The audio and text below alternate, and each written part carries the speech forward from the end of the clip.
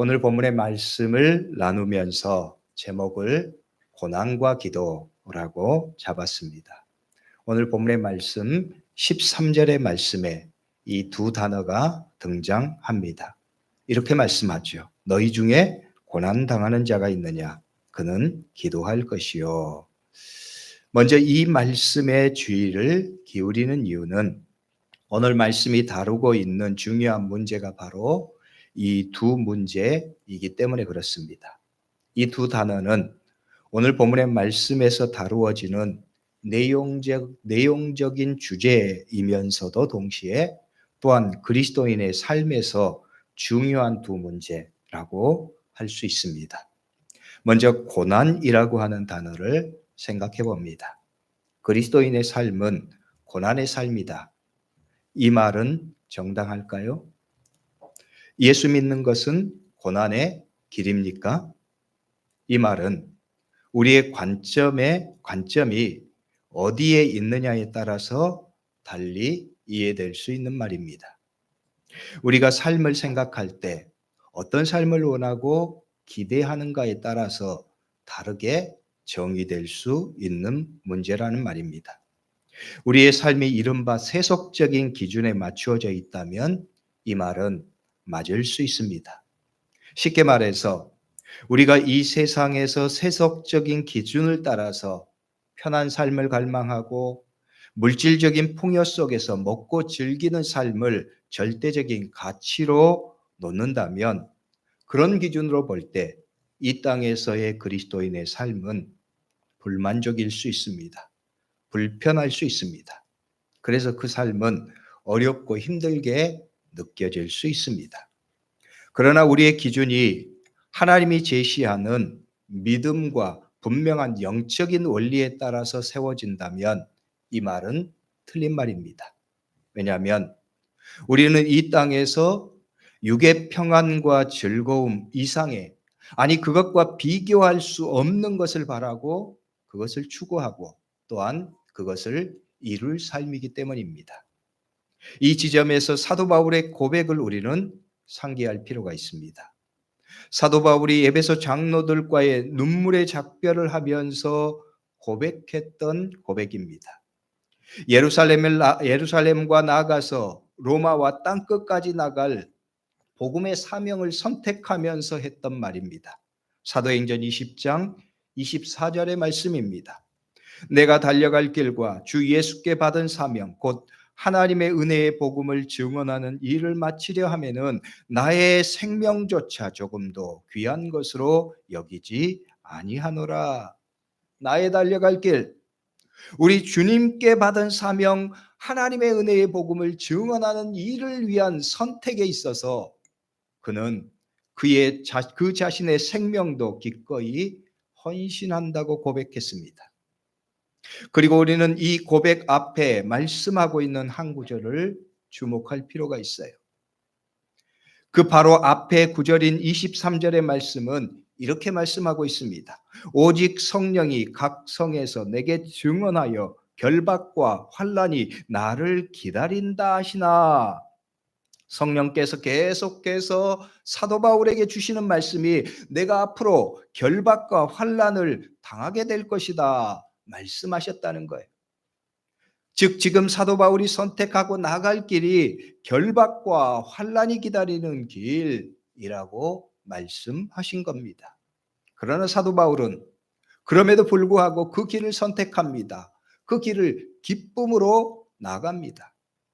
성도 여러분, 사도 바울은 왜 그런 선택을 합니까? 사도 바울은 왜 결박과 환난이 기다리고 있는 길을 기꺼이 기쁘게 선택하며 살아갑니까?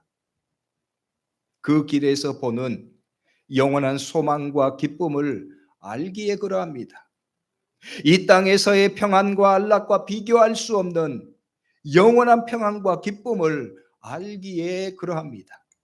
그런 기준으로 볼 때 그리스도인으로서 우리의 삶은 때로 고난과 시련이 기다리는 삶이라고 말할 수 있습니다. 예수 믿는 것 때문에 그리고 때로는 복음을 전하는 일로 인해서 어려움과 시련을 겪을 수 있습니다. 그러나 참된 믿음의 사람들은 그것을 기쁨으로 선택한다는 거예요. 그런 고난과 시련이 있다고 할지라도 그런 삶을 제대로 된 삶이라고 고백하면서 살아간다는 거예요. 그리고 그것이 더 가치 있고 아름다운 삶임을 압니다. 예수님이 비유했던 밭에 감추인 보화를 발견한 사람처럼 말입니다. 그래서 자신의 모든 것을 다 팔아서 그 밭을 사는 사람처럼 말입니다. 우리는 그것을 낭비나 허비라고 생각하지 않습니다. 혹은 헛된 일이라고 말하지 않습니다. 왜냐하면 밭에 감추인 보화를 알기 때문입니다. 그것이 주는 기쁨을, 비교할 수 없는 기쁨을 알기 때문입니다. 그 천국의 가치를 소유하면서 살아가는 거죠. 그런 점에서 그리스도인의 삶은 고난이 있으나 기뻐하는 삶입니다. 시련이 있으나 감사하는 삶입니다. 기쁨으로 그 삶을 살아가는 거예요. 특히나 이 마지막 종말의 때를 살아가는 그리스도인으로서 우리의 삶은 끊임없는 영적인 도전 가운데 사탄의 위협과 공격이 있습니다. 그럼에도 우리는 그 길을 기쁨으로 선택하고 기쁨으로 살아가는 것이지요. 이것이 그리스도인으로서 우리가 보는 고난의 삶이라고 말할 수 있는 거예요. 그리고 오늘 말씀은 그 고난의 삶에서 우리가 기억해야 할 또 하나의 중요한 영적인 주제를 말씀합니다. 그것은 바로 기도입니다. 우리는 기도를 통해서 이 고난과 시련의 영적 전투를 잘 할 수 있고 그 길에서 승리할 수 있게 되기 때문이지요. 그래서 그리스도인들에게 고난의 문제와 기도의 문제는 늘 함께 할 수밖에 없습니다. 오늘 말씀은 고난과 기도를 그래서 함께 말씀합니다. 고난의 때 기도하라고 말씀합니다. 너희 중에 고난 당하는 자가 있느냐? 그는 기도할 것이요. 성도 여러분, 하나님이 우리에게 말씀하십니다. 너희 중에 고난 당하는 자가 있느냐? 그는 기도할 것이라. 이뿐만이 아닙니다. 오늘 말씀은 단순하게 고난 당하는 자에게만 기도하라고 말씀하지 않습니다. 이 기도는 고난의 당사자뿐만 아니라 모든 그리스도인들이 함께 참여해야 할 거룩한 공동체의 일임을 우리에게 말씀하기 때문입니다. 그래서 오늘 말씀 13절부터 18절까지의 말씀은 고난당하는 자와 그 속한 공동체를 위해서 기도를 권면합니다. 오늘 본문의 말씀을 좀 더 깊이 이해하기 위해서 우리는 바로 앞에 말씀을 염두에 둘 필요가 있어요. 야고보서의 말씀은 오늘 말씀 바로 앞에 말씀에서 부한 자들과 가난한 자들에 대해서 권면했습니다. 이 말씀에서 가장 중요한 중심이 되는 가르침은 바로 하나님의 주권입니다. 하나님의 주권에 대한 신앙, 하나님의 주권에 대한 고백을 말씀하는 거예요. 부한 자들이 악한 부를 추구하는 것을 경고하십니다. 불의를 통해서 추구한 부가 결국은 썩고 없어져 녹슬고 사라질 것이라고 분명하게 말씀합니다. 그러므로 그리스도인들은 부에 있어서 그것을 사용하는 것도 잘 해야 하고 그것을 얻는 방법도 잘 해야 한다고 말씀하는 거예요. 합당한 방법으로 물질을 얻고 또한 그것을 잘 사용함으로 물질에 종속되지 않는 삶을 살라고 교훈하는 거지요. 이로써 야고보서의 말씀은 불의한 재물을 구하는 자들이 기억해야 할 두 가지를 분명하게 밝혀주시는 거예요. 불의로 얻은 재물의 허망함이 첫째입니다. 그것을 야고보서의 말씀은 썩고 젖먹고 녹슨 것이라고는 하는 말을 통해서 가르쳐 주십니다. 불의의 재물이 그렇다는 거예요. 그리고 두 번째 분명히 알아야 할 불의한 재물을 추구하는 자들이 기억해야 될 두 번째 말씀은 하나님의 보심이에요. 하나님의 아심입니다. 하나님이 보고 알기 때문에 하나님께서는 불의한 자들 때문에 고통당하는 신음하는 가난한 자들의 고통과 부르짖음을 들으신다고 말씀합니다. 우리의 삶의 모습을 하나님께서는 아신다는 거예요. 이 두 가지 분명한 믿음을 가지고 있는 사람은 결코 불의한 재물을 추구할 수 없으며 또한 이 땅의 삶에서 하나님이 원하시는 삶을 기쁨으로 선택할 수 있는 거예요. 그런 점에서 그리스도인들은 불의한 방식으로 재물을 추구할 수 없다는 거지요. 왜냐하면 그리스도인들은 하나님의 주권에 대한 믿음을 갖는 사람들입니다. 하나님이 보고 아신다고 하는 것을 믿는 사람들이기 때문에 그렇습니다. 그리고 고통당하는 가난한 자들에게도 하나님께서는 그들의 고통을 아시는 하나님을 보라고 말씀합니다. 그 하나님을 바라보고 기도하면서 인내하면서 믿음으로 승리할 것을 말씀하십니다. 이 땅의 모든 삶이 하나님의 주권 가운데 있기 때문입니다. 그 하나님은 우리의 고통과 어려움을 알기 때문입니다. 그래서 인내하면서 기도하면서 하나님을 바라는 삶을 살아가라고 명령하시는 거예요. 불의의 문제도 그렇습니다. 그리고 오늘 고난의 문제도 마찬가지입니다. 그래서 오늘 말씀은 고난당하는 자에게 필요한 두 가지 신앙적인 원리를 분명하게 선포하시는 거예요. 인내와 더불어서 또 하나 해야 할 것이 바로 기도라는 사실입니다. 하나님의 주권을 아는 자, 하나님의 주권을 고백하는 자들은 기도하게 되어 있습니다. 하나님이 보고 들으시고 아신다는 사실을 믿는 사람들은 하나님께 기도하는 거예요. 그래서 13절의 말씀은 믿음으로 사는 자들이 해야 할 두 가지 일을 명령하세요. 너희 중에 고난당하는 자가 있느냐? 그는 기도할 것이요. 즐거워하는 자가 있느냐? 그는 찬송할지라. 고난을 당할 때 기도하는 것, 또한 즐거워할 때 찬송하는 것, 하나님의 주권에 대한 고백이 있기 때문입니다. 하나님이 보고 아신다는 사실을 그의 삶을 통해서 고백하는 믿음이 분명하게 있기 때문에 그렇습니다. 이 두 가지 중요한 믿음으로 사는 자들이 마땅히 기도할 것을 강조하시는 거예요. 고난당하는 자들은 기도하라는 것입니다. 공동체와 더불어 기도하라는 거예요. 오늘 말씀에서 특별히 우리가 기억해야 할 구절들이 있습니다. 15절의 말씀을 보면 믿음의 기도는 병든 자를 구원하리라 말씀합니다. 이렇게 말씀하죠. 믿음의 기도는 병든 자를 구원하리니 주께서 그를 일으키시리라. 혹시 죄를 범하였을지라도 사하심을 받으리라. 믿음의 기도는 병든 자를 구원한다. 우리는 이 말씀을 전적으로 신뢰해야 합니다. 하나님의 말씀이고 하나님의 약속이기 때문입니다. 성도 여러분, 여러분도 이 하나님의 말씀을 신뢰하십시오. 믿음의 기도는 병든 자를 구원하리니 주께서 그를 일으키시리라. 여러분이 하나님의 말씀을 믿으십시오. 믿고 기도하십시오. 하나님이 우리에게 그러라고 말씀하십니다. 그래서 우리는 고난과 어려움 앞에서 기도해야 합니다. 함께 기도해야 합니다. 또한 16절의 말씀은 이렇게 덧붙이십니다. 그러므로 너희 죄를 서로 고백하며 병이 낫기를 위하여 서로 기도하라. 의인들의 간구는 역사하는 힘이 큼이니라. 너희 죄를 서로 고백하며 병 낫기를 위하여 서로 기도하라. 의인의 간구는 역사하는 힘이 크다 말씀하시는 거예요. 왜 역사하는 힘이 큽니까?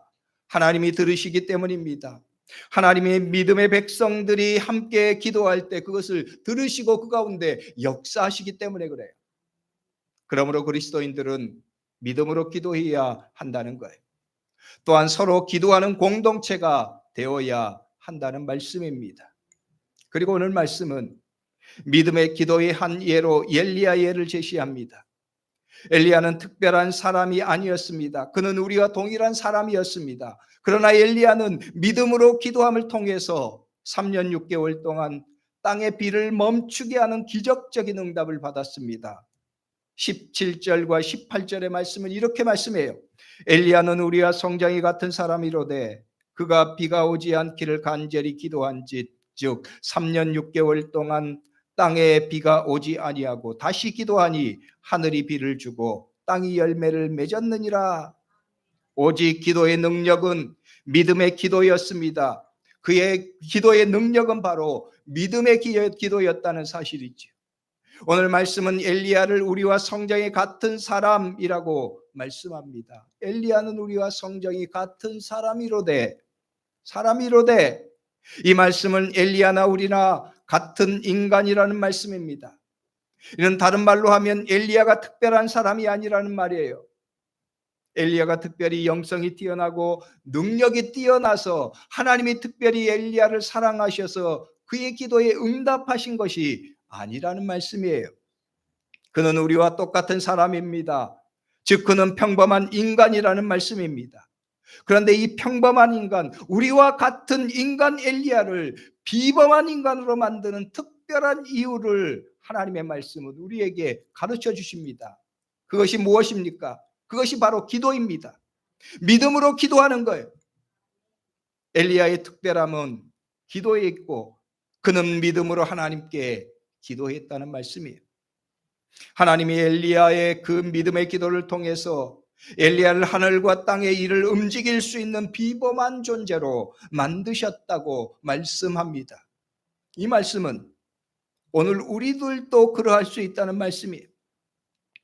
우리도 엘리야처럼 믿음으로 기도하고 하나님을 신뢰하면서 살라는 말씀입니다. 우리의 삶의 문제, 우리 공동체의 문제를 기도하면서 하나님을 구하는 삶을 살라고 말씀하시는 거예요. 그러면 하나님은 우리의 평범함을 비범함으로 사용하신다는 말씀이에요. 그러므로 오늘 우리도 믿음으로 기도하고 또한 함께 기도할 것을 하나님은 명령하시는 거예요. 이 지점에서 우리는 우리의 영적인 현실을 다시금 돌아볼 필요가 있습니다. 우리는 얼만큼 기도하고 있는가? 우리는 얼만큼 함께 기도하고 있는가? 우리의 영적인 현실의 부족함을 깊이 느낍니다. 지난 금요일 그동안 중단했던 금요 기도회를 시작했습니다. 이전보다 많은 분들이 참여했습니다. 그럼에도 불구하고 그 숫자는 매우 적습니다. 많은 분들이 예배의 자리, 기도의 자리에 무관심합니다. 목회자로서 우리 성도들의 삶의 문제를 생각하게 됩니다. 많은 분들이 어려운 문제에 직면해 계시는 것을 봅니다. 어떤 분들은 다른 사람에게 말할 수 없는 문제에 아파하기도 합니다. 하나님만이 해결할 수 있고 하나님께만 기도할 수밖에 없는 문제에 직면하는 경우들을 봅니다. 겉으로는 아무 문제 없는 것 같은데 하나님께만 말할 수밖에 없는 문제에 고민하고 아파하는 분들도 있습니다. 이런 영적인 현실을 생각할 때 기도하지 않아도 되는 분들은 없습니다. 아니, 기도해야만 하는 분들이 너무나 많습니다. 그럼에도 불구하고 많은 분들이 기도의 필요와 절박함을 느끼지 못하고 계신 것 같습니다. 참으로 안타까운 문제가 아닐 수 없습니다. 그런데 사실 이는 오늘 우리들의 문제만은 아닙니다. 점점 그리스도인의 현실이 그러해 가기 때문입니다. 마지막 시대를 살아가기에 그래서 기도가 더욱더 필요한 때임에도 불구하고 점점 기도 없이 살아가는 그리스도인들이 많아집니다. 현대에는 하나님을 찾는 그 절박함이 점점 상실해가는 시대가 되었습니다. 패트릭이라고 하는 사람은 우리의 기도의 필요에 대해서 이렇게 말했습니다. 기도하지 않아도 될 만큼 작은 문제는 없다. 그리고 기도가 필요 없을 만큼 큰 문제도 없다. 기도하지 않아도 될 만큼 작은 문제가 없는 것처럼 우리는 모든 삶의 문제에 기도해야 한다는 거예요. 그리고 기도가 필요 없을 만큼 큰 문제가 없다는 것은 기도만큼 이 문제 해결의 길이 없다는 것을 우리에게 말하고 있는 거예요. 기도의 사람으로 알려진 무디는 또한 이렇게 말했습니다. 기도는 하나님의 자녀가 가진 가장 무서운 무기이다. 기도는 하나님의 자녀들이 갖는 가장 강력하고 무거운 무기이다. 기도가 얼마나 놀라운 영적인 특권인지를 보여주는 말입니다. 장로교의 선구자인 종교개혁자 칼뱅은 이렇게 또한 말하기도 했습니다. 어려운 환경에서 기도하고 싶은 마음마저 없다면 우리는 짐승반도 못한 사람이 아닐 수 없다. 정신이 번쩍 들게 하는 말이 아닐 수 없습니다. 어려운 환경에서 기도하고 싶은 마음마저 없다면 우리는 짐승만도 못한 사람이 아닐 수 없다. 이 점에서 찰스 스윈덜 목사님이 그의 책에서 말한 한 글을 우리가 깊이 돌아볼 영적인 필요가 있습니다. 그는 책에서 이렇게 오늘 우리의 현재 모습을 이야기했습니다. 연료 없는 자동차처럼 기도 없는 인생은 서서히 멈춘다. 전기가 들어오지 않는 전등처럼 기도를 굽는 그리스도인은 캄캄하고 절망적인 세상에 빛을 발할 수 없다. 내게 기도의 사람을 보여달라. 그러면 당신에게 신실한 신앙인을 보여주겠다. 능력 있고 간절한 기도는 우주를 다스리시는 전능하신 하나님의 마음을 움직인다. 그럼에도 분주한 일들로 삶을 가득 채워 인간의 행위를 하나님의 능력의 역사로 바꿀 수 있는 이 중요한 시간을 남겨놓지 않은 그리스도인들이 수두룩하다. 연료 없는 자동차처럼 기도 없는 인생은 서서히 멈춘다고 말합니다. 전기가 들어오지 않는 전등처럼 캄캄하고 절망적인 세상을 비출 수 없는 그리스도인이라고 말합니다. 세상을 비출 수 없을 뿐만 아니라 자신의 인생의 빛도 비출 수 없는 거예요. 내게 기도의 사람을 보여달라. 그러면 당신에게 신실한 신앙인을 보여주겠다. 이는 기도의 사람이 곧 신실한 신앙의 정수라고 말하는 거지요. 여러분, 하나님이 오늘 우리에게도 기도하라고 말씀하십니다. 그러므로 성도 여러분, 오늘 우리는 더욱더 기도하는 그리스도인이 되어야 합니다. 혼자 기도하는 것도 좋은 일입니다. 꼭 필요한 일입니다. 그러나 함께 기도하는 일은 더욱더 중요하고 절실한 일입니다. 왜냐하면 하나님의 말씀은 함께 기도하라고 명령하시기 때문입니다. 함께 믿음으로 기도할 때 하나님의 역사가 크다고 약속하시기 때문입니다. 그러므로 성도 여러분, 함께 기도합시다. 함께 기도의 자리에 나와서 우리의 문제의 아픔을 가지고 하나님 앞에 구하고 우리 성도들의 아픔의 문제를 함께 기도하면서 우리 가운데 역사하실 하나님을 기대하는 거예요. 금요 기도회를 통해서 믿음으로 기도할 때 하나님께서 역사하실 줄로 믿습니다. 우리의 삶의 문제뿐만 아니라 오늘 우리의 성도 가운데, 우리의 시대 가운데 이 어둠의 일들을 하나님께서 바꾸어 가실 역사를 오늘 우리로 하여금 보게 하실 거예요. 엘리야가 그랬던 것처럼 믿음으로 기도하는 사람들에게 이 땅의 역사 가운데 하나님께서 그렇게 역사하실 것을 말씀하시기 때문에 그렇습니다. 그럴 때 하나님이 여러분의 문제와 어려움에 크게 역사하실 것입니다. 오늘 우리에게 주시는 하나님의 말씀입니다. 그러므로 너희 죄를 서로 고백하며 병 낫기를 위하여 서로 기도하라. 의인의 강구는 역사하는 힘이 큼이라. 오늘 말씀의 마지막 19절 20절의 말씀은 전체적인 요약이라고 말할 수 있어요. 믿음의 지체들을 미혹된 길에서 보존하고 돌아서게 하는 것이 믿음의 공동체에 속한 자들의 사명이라고 강조하지요. 이렇게 말씀해요. 내 형제들아, 너희 중에 미혹되어 진리를 떠난 자를 누가 돌아서게 하면 너희가 알 것은 죄인을 미혹한 길에서 돌아서게 하는 자가 그의 영혼을 사망에서 구원할 것이며 허다한 죄를 덮을 것임이라. 이는 야고보서의 말씀의 기록의 목적과 연결됩니다. 야고보서의 기록의 목적은 온전한 믿음을 갖게 하는 거예요. 그리스도인으로서 이 시대에 온전하게 갖추어진 믿음을 갖는 그리스도인입니다. 이를 위해서 믿음의 권면을 합니다. 이 일을 위해서 오늘 말씀은 기도하라고 말씀합니다. 야고보서의 가장 처음에 편지를 시작하면서 1장 4절의 말씀에서는 이렇게 말씀했어요. 인내를 온전히 이루라. 이는 너희로 온전하고 구비하여 조금도 부족함이 없게 하려 함이라. 믿음의 시련 앞에서 인내하라고 가르치면서 이 가르침의 목적을 온전하고 구비하여 조금도 부족함이 없게 하려 합니다. 말씀합니다. 온전하고 구비하는 것, 자격을 갖추는 것입니다. 그리스도인으로 온전한 것입니다. 그리스도인으로 온전해서 사는 사람은 하나님의 섭리를 믿습니다. 하나님의 주권을 믿습니다. 그래서 오늘 우리의 삶의 모든 문제도 하나님이 주관하시고 하나님이 해결하실 것을 믿는 삶이에요. 그 믿음으로 살아가는 사람은 인내할 수도 있습니다. 또한 기도하게 됩니다. 하나님의 역사를 믿기 때문입니다. 하나님의 주권을 믿기 때문입니다. 그렇게 믿음으로 살아가는 사람이 하나님 보시기에 온전한 사람이라는 거예요. 이 시대에 하나님께서 세우실 온전한 믿음의 사람이라고 말씀하시는 거예요. 너희가 그렇게 살라고 말씀합니다. 너희가 그 믿음을 가지고 서로 기도하라고 말씀하십니다. 사랑하는 성도 여러분, 그러므로 오늘 우리의 수많은 삶의 문제 앞에서 하나님의 주권을 고백하면서 하나님의 능력과 은혜를 고백하면서 믿음으로 기도하는 성도들이 될 수 있기를 주의 이름으로 축복합니다. 우리가 앞서 영상에서 보았던 것처럼 믿음의 기도는 하나님의 놀라운 역사를 일으키게 됩니다.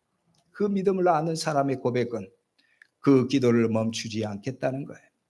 끊임없이 기도하는 것입니다. 함께 기도하는 것입니다. 하나님께서 오늘 우리에게 말씀하십니다. 그러므로 너희는 서로 고백하며 병 낫기를 위해 서로 기도하라. 의인의 간구는 역사하는 힘이 큼이라. 하나님께서 오늘 우리에게 주시는 말씀입니다. 이 말씀을 오늘 우리가 믿음으로 고백하고 이 말씀에 순종해서 함께 믿음으로 기도하고 오늘 우리 가운데 역사하시는 하나님의 권능과 능력을 체험하는 성도들이 될 수 있기를 주의 이름으로 축복합니다. 기도하겠습니다. 기도할 때 오늘 말씀을 붙잡고 통성으로 잠깐 기도하죠. 하나님, 오늘 우리들도 하나님의 권능, 하나님의 주권, 하나님의 능력, 하나님의 신실하심을 믿습니다. 그 믿음으로 하나님께 기도하기를 원합니다. 우리가 믿음으로 결단하고 하나님 앞에 기도하게 하옵소서.